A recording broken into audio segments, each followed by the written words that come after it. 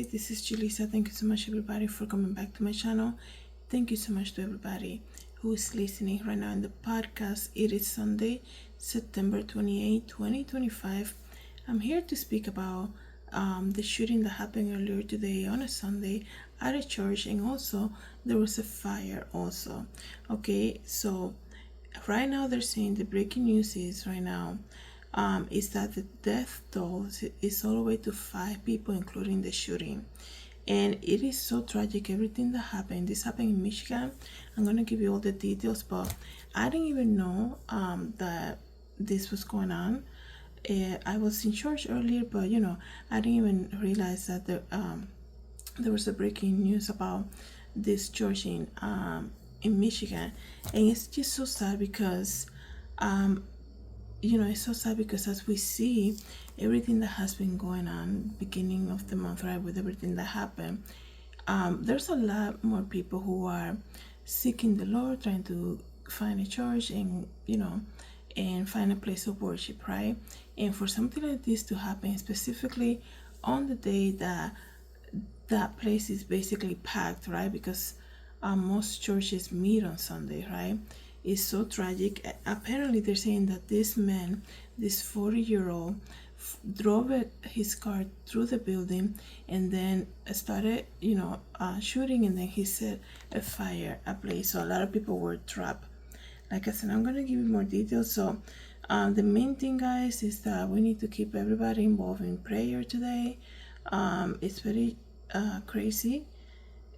Like I said, it's terrifying that something like this is happening, but they already have so much information about this shooter. Like, this investigation is just happening so fast. Like, I remember nothing's wrong with that. It's just interesting that now they already know like exactly who this man is and what he did for a living. And before all this information will be released like days after, right? Now it's like hours after the tragic thing happened.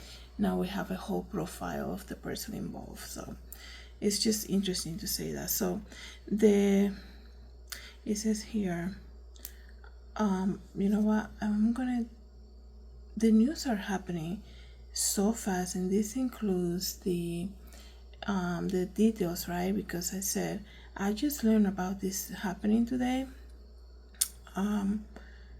like not that long ago. It's already, as you can probably tell, it's already evening time here, but this happened earlier. So already so much information already has come out for this shooting that happened at the church. So I'm just trying to get you more information, but not like all the details, meaning like they already released so much. Like, that's what I'm trying to explain.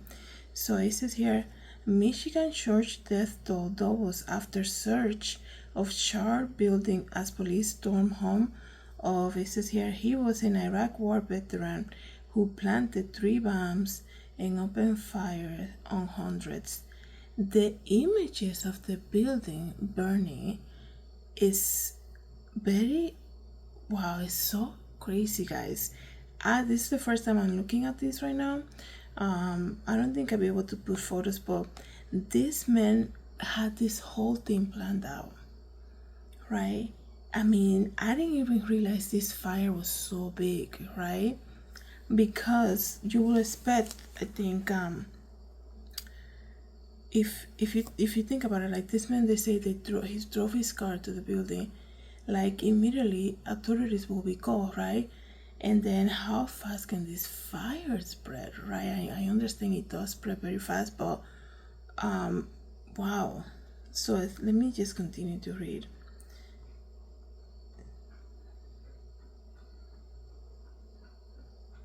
So like I said, about 15 minutes ago, about an hour ago, they say it was up to 5. This that I'm reading here says it was all the way to, it got double, right? So let me just, give me one moment.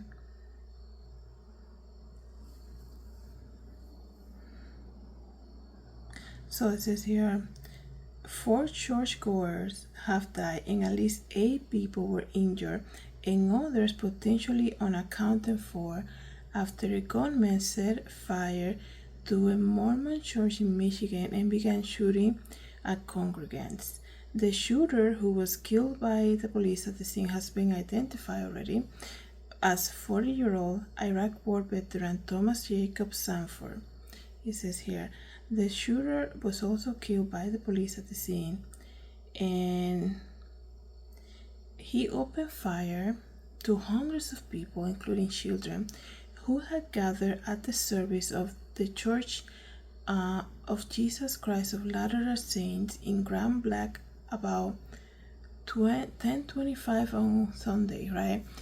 I mean, that's like the time the church are basically packed all across America, right? Police just confirmed like I said, about an hour ago, that 2 of the victims died from gunshot wounds, while another 2 bodies were found in the burnt out church after the flames were extinguished. Well, this man not only went there to shoot, but they say that he planned the whole thing to burn the building down. That's crazy, guys. Okay, let me continue to read. I think I should have given you a warning when I first started, because as I'm reading it, obviously what happened is very tragic, so tragic, and it's also the details are very graphic, so I'm gonna give you a trigger warning. So maybe just maybe you shouldn't be listening to this.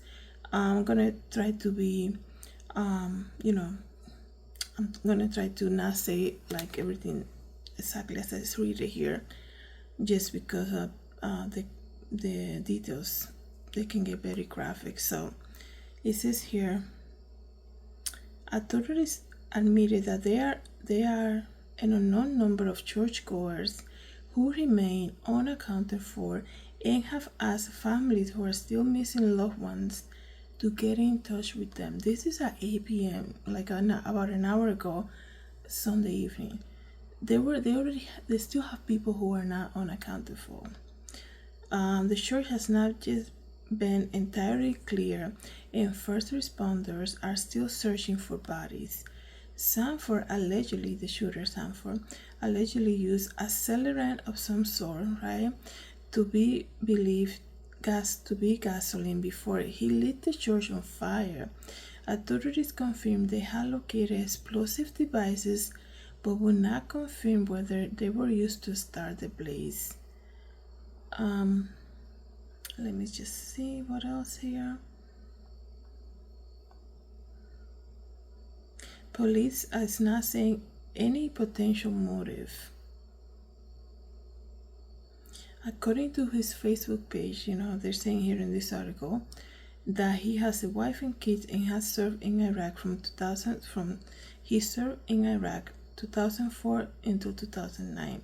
The gunman, who authorities say was from nearby Burton, was shot dead by officers at the scene as flame engulfed the chapel.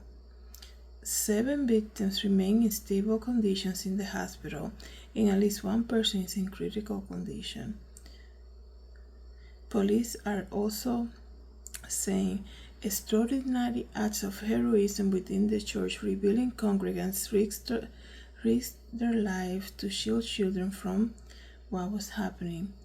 They were shielding the children who are also present within the church, moving them to safety. That's what they were saying. So there's photos of this man with his family and kids. Like I said, some of the images, I'm gonna see if I can just show you this one here. Look at that building, you guys. If you're watching this on YouTube, look at that building. Look at that. Look at the fire there. Look at all the cars parked, right? Because they were just having church service. Wow. How traumatizing and terrifying this must have been for the people there. And like I said, we gotta keep praying for this. We don't want to get too much about, they're not releasing any motive, but obviously there's obviously something going on, right? This is the first time I've seen something like this. I remember I don't know what year it was, like 93 or something like this, where the situation in Wake Up, Texas happened, but it wasn't even church, but it was set up on fire with this guy that had the cult, right? And that happened obviously years ago. But I have never seen something like this happen, right? I think this is unprecedented, and I just hope that that it stops, right? That this doesn't happen again. I think the fear that is being put, I think, is so evident what happened in September 10th, right? So evident, kind of like this. It's almost like we see it, but nobody wants to admit to it, right? That there's obviously something going on, right? This man was just speaking at this public event that he does normally, like on September 10th, and then he gets attacked like that, and then we see people just going to worship on a Sunday morning, and then this happened, right? So it's almost like people are not really coming out and saying it, but it's so evident, right? So right now, that's all I'm gonna say about this. I just wanted to come and share the news because, like I said, maybe 2 hours ago, I didn't even know that this happened, right? So we keep the families in prayer, everybody involved in this, and everybody who's on that church, who was on service today and witnessed everything like this. So we just pray for them tonight. Thank you so much, everybody, for coming to the channel. Thank you to everybody who's listening to the podcast. Have a good day, everybody. God bless.